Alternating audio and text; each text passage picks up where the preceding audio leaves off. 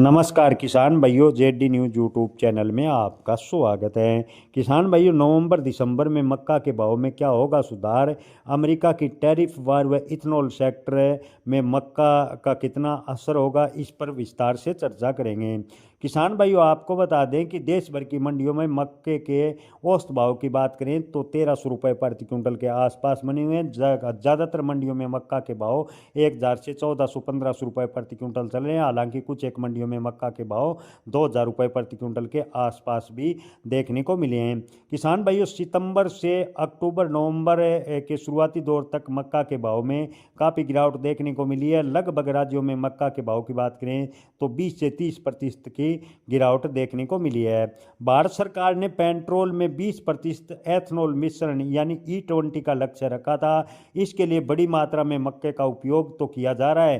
किसान उम्मीद कर रहे थे कि इससे दाम में बढ़ेंगे और स्थिर रहेंगे, लेकिन इसका एकदम विपरीत असर देखने को मिला है। यानी इथेनॉल में मिश्रण के बाद भी मक्का के भाव पर दबाव देखने को मिला है, जो मक्का के भाव में तेजी की उम्मीद लगाए बैठे थे।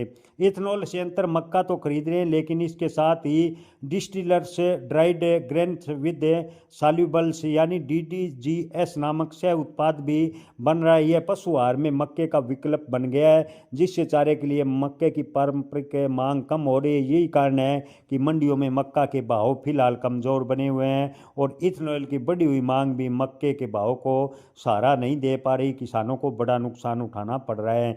किसान भाइयों, आपको बता दें कि अगर आप थोड़ी थोड़ी मात्रा में मक्का मंडी में लाते हैं, मंडी में मक्के की आवक पर कंट्रोल रखते हैं, तो मक्का के भाव में कुछ स्थिरता देखने को मिल सकती है। अंतर्राष्ट्रीय मार्केट की बात करें तो किसान भाइयों, अंतर्राष्ट्रीय बाजार में अनाज के भाव काफ़ी डाउन चल रहे हैं। AFAO की रिपोर्ट है कि इस साल अनाज का अंतर्राष्ट्रीय उत्पादन ज़बरदस्त है। ऐसे में अंतर्राष्ट्रीय मार्केट में अनाज की कीमत कम होने से भारतीय बाज़ारों पर भी काफ़ी असर देखने को मिला है और मक्के का निर्यात काफ़ी हद तक प्रभावित हुआ है, जिससे मक्के के भाव पर दबाव देखने को मिला है। किसान भाइयों, आगे की स्थिति क्या रहेगी, तो इसके लिए इथेनॉल संयंत्र कितनी तेज़ी से मक्के की खरीदारी करता है, इस पर भाव निर्भर करेगा। इसके अलावा खरीद की आवक कितनी लंबी चलेगी और कितनी मात्रा में सरकार भंडारण करेगी, इस पर भी मक्का का भाव निर्भर करेगा। पशुपालन क्षेत्र यानी DDGS को किस हद तक अपनाता है, इस पर भी मक्का का भाव निर्भर करेगा। अंतर्राष्ट्रीय मार्केट में अनाज की कीमत कितनी रहेगी, क्या आने वाले दिनों में अंतर्राष्ट्रीय मार्केट में अनाज की कीमत बढ़ेगी, इस पर भी कुछ हद तक मक्का के भाव निर्भर करेंगे। इसके अलावा खास तौर पर अमेरिका के साथ जो टैरिफ को लेकर बातचीत है, उसका काफ़ी हद तक मक्का के भाव पर असर देखने को मिलेगा।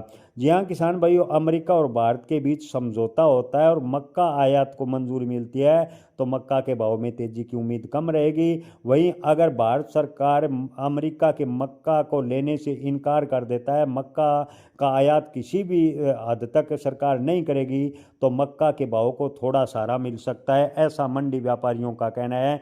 मंडी व्यापारियों का कहना है कि ओवरऑल रुझान को देखें तो इन 7 से 8 कारणों पर मक्का के भाव निर्भर करेंगे, यानी पशुपालन क्षेत्र, वैश्विक बाजार में अनाज की कीमत, खरीफ की आवक कितनी है और सरकार कितनी खरीद करेगी, इथेनॉल संयंत्र में कितनी तेजी बनेगी, इसके अलावा अमेरिका से बातचीत का क्या असर होगा। इन कारणों पर मक्का के भाव काफ़ी हद तक निर्भर करेंगे। जय किसान, धन्यवाद।